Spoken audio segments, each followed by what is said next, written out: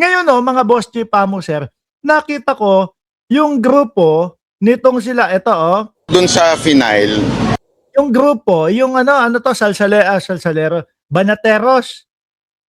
'Di ho ba mga kababayan? Educate nyo nga ako kung ano nangyari dito kasi mukhang humarap sila sa camera at nag-e-explain, 'no? Parang kinasuhan yata ng cyber libel, totoo ba? Nakita ko lang kasi, parang yung pag-e-explain nila dito kinasuhan sila ng cyber libel ho, mga kababayan. Sabi ko, naku, ngayon lang kayo nagre-react? Eh, ang tagal nyo ng, talaga namang mga vlogs ninyo, puro magnanakaw si Marcos Jr., adik si Marcos Jr., yung mga walang basihan ho, mga kababayan, at tipong paninira lang. Tapos ang tatawagin, ang sasabihin nila na yung pagbablog nila ay, kumbaga ho, ano lang, kritisismo lang. Hindi. Puro pagbibintang na ho. 'Di ba? Pakinggan natin kung paano po mag-explain. Sabi ni Alonly TV, kulong mga yan, banateros na yan. Dapat Nobel ang mga yan. Oh, sabi ni Annalyn, yes, true po, Boss Mark. Magmamakaawa nga si Baligod na iatras ang mga kaso. Yari si Baligod. Ang lakas umano, ang lakas umentrada Wala naman pala katotohanan. Nakailang ano na yung mga Baligod boys. Yung Maleta boys, nakailang ano na? Nakailang laban bawi na? Kundi ako nagkakamali, may lagpas 5 na ho. Nahiya na yung nahiya na po yung omnibus, ano tawag dito? Falsus Unos, Falsus Omnibus, no? Isang mali, mali na lahat. Sa kanila, lahat mali, maling-mali lahat. Oh, nandiyan din si Chai. Pakinggan natin yung mga banateros. Ano yung explain dito? Baka nagtago na sa China ang mga DDS. Malamang po. Yan ang gagawin ng mga yan. Oh, game.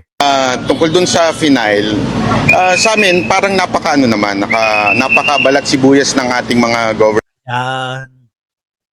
Yan yung laging pananggalang ho nila, mga kababayan. Ang balat sibuyas nyo naman. Dapat hindi kayo ganyan.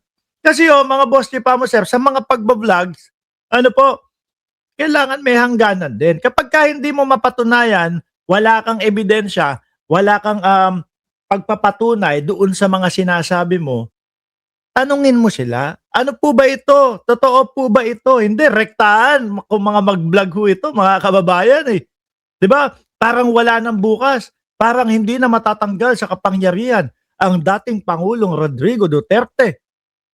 Yung iba sa mga vlogger nila, tingnan mo, DDS din. Kesyo daw po stage 4 cancer na daw po si Pangulong Bongbong Marcos. Nakaratay na daw po si Nick Torre sa ospital. Ano pa? Si Boying Remulla, pinapatay na din ho nila sa kanilang mga vlogs. Yun pong mga ganong mga pagbablog ho, mga kababayan, akala mo lang, walang epekto, akala mo lang, okay lang, kasi yung tipong wala lang, no? Pero iisipin nyo, may mga kamag-anak na mga nag-aalala yan. May mga mahal sa buhay na nag-aalala yan. Di ba? Ginagawa na po kasi nilang libangan yung mga ganun ho. Siguro, malaki ang kita. Pagka pinatay ko si Bongbong Marcos sa aking vlog, pasukan ang mga taong bayan, no? Panonoorin yung mga vlog ko. At et cetera pa po, mga boss chief mo, sir. Palagay ko, hindi lang naman Pangulo ang niyayari nila ng ganyan Madami din mga politiko. Kasi, meron yung mga, kagaya po, eto sa mundo, no? Although wala naman po tayo sa mundo ng giorno, mga kababayan, dahil ayoko naman pong tawagin ang sarili ko na journalist, dahil isang maliit na vlogger lang naman po tayo. Ang mga journalist po, sila yung talagang pumupunta doon sa mga lugar, inaalam lahat kung ano ang katotohanan, isinasakripisyo ang buhay, makuha lang yung mismong balita, no? Kaya ayoko naman po na sabihin ang aking sarili ay isang journalist, vlogger lang po. Tayo ay nagkokomento doon sa mga balita ng mga totoong mga journalist, no? Tapos mag-reaction tayo. Okay na tayo doon. Di ba? Sa mundo nila, mga boss chief mo sir, meron tayong naririnig na titirahin, yayariin, ganito, tapos kikikilan. Nung nakaraan lang, mga kababayan, 'di ba? May naaresto na di umano nangingikil daw, pinamba-blackmail yung sinasabi nila na mga ano, na mga scoop nila o na mga ebidensya daw ho nila. 'Di ba meron, oh, may ganyan ho. Baka itong mga ito, ganun din ang lakaran ho, mga kababayan. Eh, akala nila yung tao o kung sino ba nagsampa ng cyber libel sa kanila? Baka akala nila yung taong nagsampa ng cyber libel sa kanila, eh, okay na yon. Eh, kaso mukhang hindi. Mukhang tutuluyan sila. government official ngayon. So parang sa amin, wag naman silang balat sibuyas. Kasi kung sila nga, 'di ba, nagki-criticize din sila ng mga kalaban nila sa politika. Pero pag sila naman ang kinriticize, nagsa-cyber libel kagad sila. Sabi ni Jess Junior Casten, pag yang mga maleta boys nakasuhan at umupo sa witness at na-stand and na-cross-examine na mga puro fakes nilang sworn statement, baka maihiya sa nervyos. Oho, totoo ho yan. Ano? Kasi ngayon, yung mga sila Baligod, yung mga, puro si Baligod lang ang nagsasalita, pero yung maleta boys, maleta siya. Sino mga taga Marikina, taga Antipolo, taga Rizal dito? No, pag sinabing, ang leta mo naman, alam niyo ibig sabihin nun? Ang hina mo naman. No, kaya bagay sa kanila yung tawag, maleta boys. O, maleleta, mahihina ang ulo. Mga aanga-anga. Bakit? Nagpagamit. O, tingnan nyo, sino ngayon ang maiipit? Di po ba? Totoo yan. Ngayon, hindi sila nagsasalita. Ine-enjoy nila yung hindi pagsasalita po. Di ba, Chaicher? Pero kapag yan, yung sinasabi ni Sir Jess Junior Casten, pinaupo na yan sa witness stand, tinanong na, talagang sila na yung tatanungin, wala na ho yan, mga boss chief mo, sir.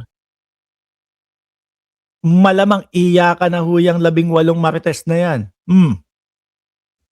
Tingin ko hindi yun ang puso at ng konstitusyon natin, which is ang demokrasya. Yun lang naman. Meron naman kasing hangganan sa pagbanat eh. No? Pag walang patunay, walang ebidensya, wag sasabihin ng direkta.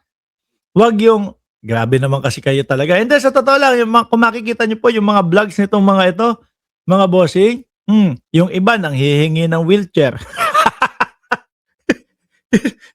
sabi ni Cap Ninja Barsaga, yung iba doon sa mga vlogger nila nang hihingi ng wheelchair. Lahat ng mga kakilala na OFW, hiningan ng wheelchair daw. Sabi ko, ilan ba pilay doon sa pamilya niyan? Bakit sandamakmak na wheelchair ang hinihingi niya?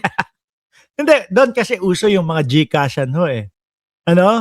Minda Valdez, shoutout po sa inyo. Doon kasi uso yung, nandiyan yung Gcash ko. Nandiyan yung yung tipong, pag mga nag-vlog, kapag ka hindi pa 300 viewers, kapag ka wala pang nagpapalipad, hindi ko kayo isa-shout out. Yung ganun sa kanila ho eh, no? Halata at alam na pera-pera lang po. Dito baliktad sa atin, mga bossing, no?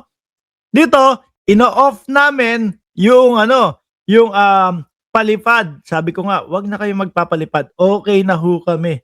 No? Hindi na po namin kailangan yan. Although, appreciate po namin yung inyong mga palipad, pero okay na po kami. No, ibigay nyo na lang sa mga inaanak ninyo. Baka madami kayong utang doon sa mga inaanak nyo kada Pasko. Sabi ni It Wasn't Me, yung kritisismo nyo sobra nang wala sa katotohanan. Kaya marapat ka lang na korte ang magpaliwanag sa inyo. Bayoteros. Diba? Tumigil ka na, banat bay, kulang-kulang ka lang. Sabi ni Jesus, balingkit, balangit. Sa atin, hindi maganda yon para sa isang public official. Para kang pikon, di ba? Sa mga kritisismo sa'yo. Maganda yan kapag kayong talaga nagharap na kayo doon sa korte. No, at pag kayong maghuhusga na. Pero tingnan natin kung ano mangyayari. Cyber libel po yan, mga kababayan. Criminal po yan sa Pilipinas. Sa Estados Unidos, hindi eh. No, kapag ka may cyber libel o may libel ka, sa Estados Unidos, daños perjuicios ang pwede mong kaharapin. Pero sa Pilipinas, may kulong po yan. Mga boss chief amo sir. yun lang. Sir, ano po yung nasa natin sa DOJ sa pagmigla ng kaso? Siyempre, alam mo naman ng DOJ, hindi naman po yan bias at talaga naman po pinakikinggan nila lahat ng panig. So, umaasa kami na papaboran tayo ng DOJ sa ating sagot. Oh, ayos siya. Medyo bumalanse. Pero dati, yung mga naririnig ko, sa mga vlog ho nila, talagang basta nasa gobyerno, binabanatan nila, do? Kahit wala silang mga patunay, wala silang mga ebidensya, babanat sila. Ngayon, medyo ano na daw po, medyo hindi naman daw po bias at papabor daw sa kanila ang DOJ. Tingnan na lang natin sa ending niyan. Ano po mga kababayan? Ngayon,